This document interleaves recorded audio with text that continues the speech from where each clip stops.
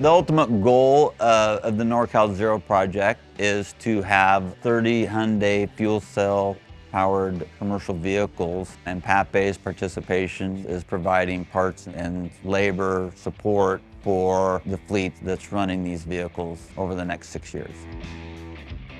It means a lot for Papé to be on the forefront. As we enter the zero emissions arena, especially here in California, Papé definitely want to be a leader in zero emissions, and especially the hydrogen piece of that, as we truly believe hydrogen is where commercial vehicles will have a better opportunity for success.